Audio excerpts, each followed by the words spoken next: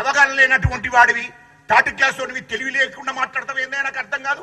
ఏమున్నా సోమది కూడా press conference అంటావు, లేదంటే మేడిగడ్డ బ్యారేజ్ కాడ మాట్లాడుకుందామంటావు. నీకు అంత షోక్ ఉంది కదా. మేడిగడ్డ బ్యారేజ్ కాడికి మా ఎమ్మెల్యేలు వస్తారు.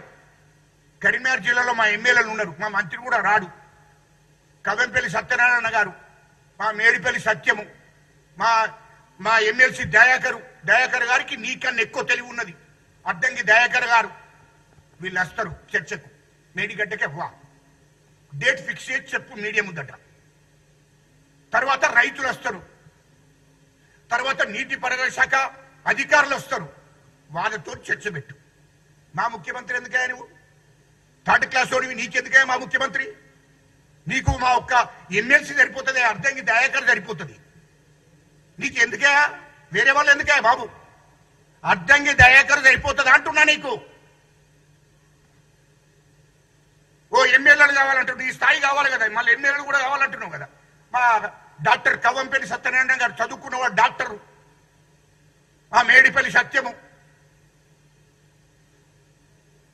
వీళ్ళు వస్తారు. ఎమ్మెల్సీ దయాకర్ గారు మీకు పూర్తిగా మీకు వివరిస్తాడా నీళ్ల గురించి, కాళేశ్వరంలో ఎంత దోపిడీ జరిగిందనే విషయంలో. గాళ్ళతో చర్చ పెట్టుకోవాలి. కానీ మా ముఖ్యమంత్రి గారిని రాని, మా ముఖ్యమంత్రి గారు రావాలంటే ఓ కేటీఆర్ నీ అయ్య కేసీఆర్ ను అసెంబ్లీకి రమ్మను. దమ్ముంటే అసెంబ్లీకి రమ్మను. అసెంబ్లీలో మా ముఖ్యమంత్రి గారు ఉంటాడు. మా ముఖ్యమంత్రి గారు అసెంబ్లీలో ఉంటాడు. అక్కడ చర్చ పెట్టువాను. ఎందుకు వస్తలేరే? ఎందుకే మీకు భయం? మీకు భయం ఎందుకు అంటున్నా. అంటే ఇప్పుడు విచారణ జరుగుతుంది. కాళేశ్వరం ప్రాజెక్టు మీద విచారణ జరుగుతుంది. మిషన్ భగరత్ మీద విచారణ జరుగుతుంది. మిషన్ కాకతీయ మీద కూడా విచారణ జరుగుతుంది. మీ కార్ రేసింగ్ లో దాని మీద విచారణ జరుగుతుంది. ఫోన్ ట్యాపింగ్ మీద విచారణ జరుగుతుంది. ఇవన్నిటి మీద విచారణ జరుగుతుంది. నేను టిఆర్ జైలుకు మమ్మల్ని పంపుతారేమనే భయంతో మాట్లాడుతున్నావు నువ్వు. కానీ ఖచ్చితంగా మీరు రాష్ట్రాన్ని ఏ విధంగా దోశారో అన్నిటి మీద కూడా విచారణ జరుగుతున్నాయి. అది గుర్తు పెట్టుకోండి. హైదరాబాద్ చుట్టూ 30,000 ఎకరాల భూమిని మీరు ఎక్కడెక్కడ మీ బినామీ పేర్ల మీద చేసిన అన్నిటి మీద కూడా విచారణ జరుగుతుంది. ఇవన్నిటి మీద విచారణ జరుగుతున్న భయంతో ఇష్టం వచ్చినట్టు మాట్లాడుతున్నావు. ప్రతిదీ చర్చ పెట్టుకుంది. చర్చ ఎక్కడ పెడతావా? నువ్వు అసెంబ్లీ, నువ్వు ఎమ్మెల్యేవేమో కదా, నువ్వు చదువుకున్నోనివేమో కదా, తెలివి లేకుండా మాట్లాడతావు, మత్స్యంతం లేకుండా మాట్లాడతావు. నువ్వు ఇట్లనే మాట్లాడితే నిన్ను ఎర్రగడ్డకు పంపవలసి వస్తుంది. ఎర్రగడ్డకు ఈడ్చుకో. ఏమైనా పిసగట్టలు వేసిందా మరి ఏందో?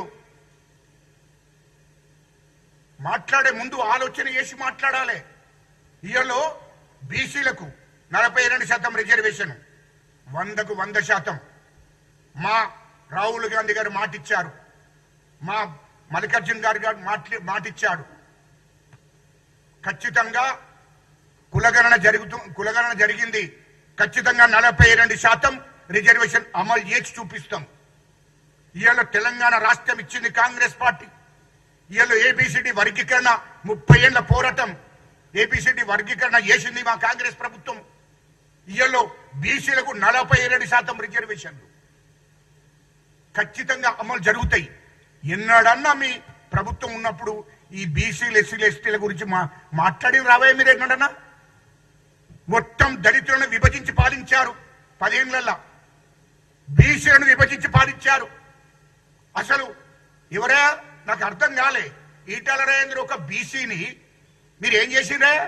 మీ పార్టీలు ఉంటే తెలంగాణ ఉద్యమంలో కీలక పాత్ర వహించిండు ఆనాడు. టీఆర్ఎస్ పార్టీలో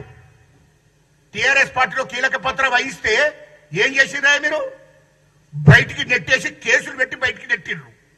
అదేవిధంగా రాజయ్య, వరంగల్ రాజయ్యను ఎస్సీ మాదిగా బిడ్డను ఏం చేసిండ్రా? డిప్యూటీ సీఎం గురించి కేసులు పెట్టి మీరు ఆయన మంత్రి పదవి డిప్యూటీ సీఎం తీసేసి ఇంటికి పంపించిండ్రు. మీ చరిత్ర తెలియదావా? బీసీలను మీరు ఎట్లా గౌరవించిండ్రో అది మర్చిపోయి మాట్లాడకుండ్రి. బీసీల ఇంకోడెవడో మాట్లాడుతాడు ఇక్కడ బీసీ దాని గురించి, ఇంకోరెవరో మాట్లాడుతుండే ఏదో గంగల కమలకరం ఇక్కడ శ్రీనివాస్ యాదవ్. గుర్తుపెట్టుకోవా బాబు, గుర్తుపెట్టుకో.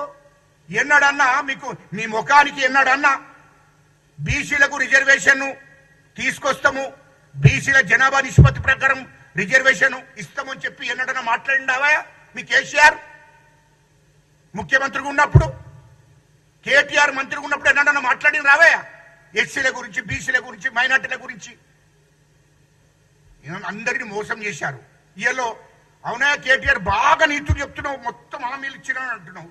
మరి కేసీఆర్ ఇప్పుడు రికార్డు చూస్తే మీడియా, దయచేసి మీ మీడియా ముందట చెప్తున్నా, మూడు విషయాలు చెప్పదలుచుకున్నా నేను. దళితుడిని ముఖ్యమంత్రి చేస్తాడు కేటీఆర్, నీ అయ్యా తల నడుక్కుంటా, నేను మాట తప్పేటోడిని కాదు, దళితుడిని ముఖ్యమంత్రి చేస్తాడు. చేసిండా? మీ నాన్న అన్నాడు కదా, దళితులకు 3 ఎకరాల భూమి ఇస్తా ప్రతి కుటుంబానికి అన్నాడు. ఇచ్చిండా? ఇయలే. డబుల్ బెడ్రూమ్ మొత్తం తెలంగాణలో నిరుపేదలందరికి ఇస్తా, ఇచ్చిండా? ఇంటికో ఉద్యోగం ఇస్తా. తెలంగాణ ఉద్యమంలో నేనున్నా కదా, తెలంగాణ ఉద్యమానికి కీలక పాత్ర వహించడం నేను కూడా ఉన్నా కదా అన్నాడు కేసీఆర్. ఏమన్నాడు? ఇంటికో ఉద్యోగం వస్తుంది,